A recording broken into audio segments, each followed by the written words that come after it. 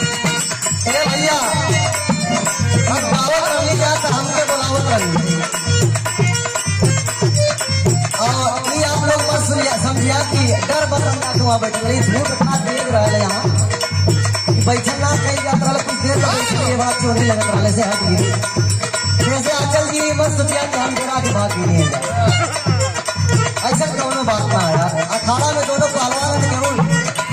पीछे ना हटने वाला है ये हमारे ऊपर से नीचे ना निहरनी है हाँ खूब कायदे से निहरनी है लेकिन एक बात बता दी इसे की बात याद आ गई नहीं मत रखे शेरनी नहीं मत रखे शेरनी और रखे बंदर बैठे लाल पेड़े पे वही बंदरा के बार बार चिढ़ावे शेरनिया और जब बंदरा दौड़ावे तो शेरनिया भागे और दौड़ावे पैबन करे शेरनी रहे एक बार कहले दो बार कहले तीसरकी बार जब गईली और जब एक पहुंचते रही तबे उतरल दौड़ैले से नहीं शेरनी के दौड़ले से आगे आगे अपना पीछे पीछे और जब भागत भागे जब तक थक गई तक पुलिया रहा सकेत गप गिना जाए हलनी पुलिया वही गप से वही ओरवे पड़ा रुक गिरी मुड़िए रस गिरुए पार जा ही ना पहले पहुंचल पीछे से वो सेल्फी खींचले से लेकर अब शेरनिया के बना वो सेल्फी खींचले क्यों ना वो निहाल हो गई ऐसे बहुत ज्यादा बोलो अच्छी बात ना आचल जी लेकिन सुना हम बताओ ज्यादा निहारे ज्यादा निहारे घाटा हो जाएगी मास्टर हमने बजौला का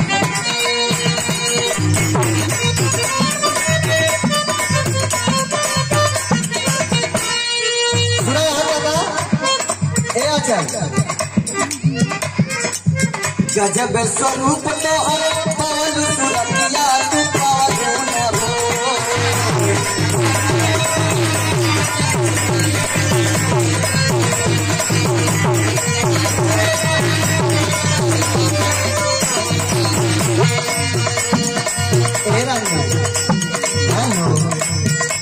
करेगा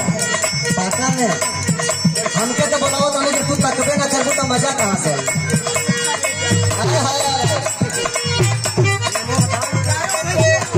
हमें 20 रुपया भाई कवन से तो हाथ तालुका तो हल्ला करी बैठवा गलत काम है करो ने तू से तो में 20 थी गजब स्वरूप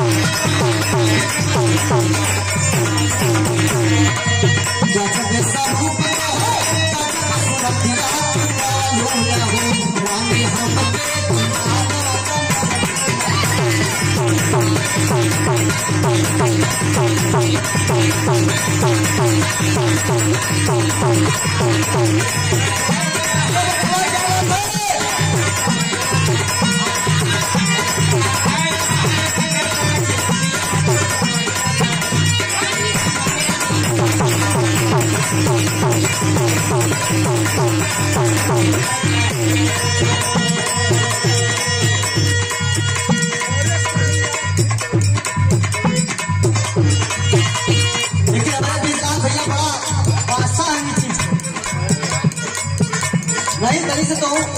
कम से तो हो दिखाई जाए अब गजब स्वरूप सुधर सुरतिया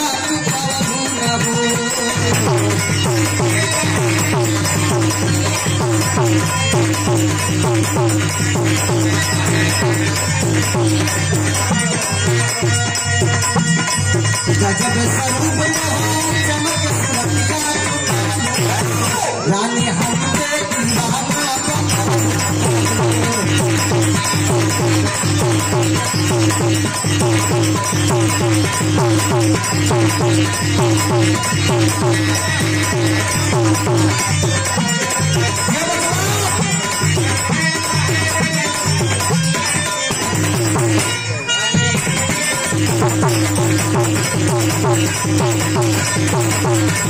Thank you.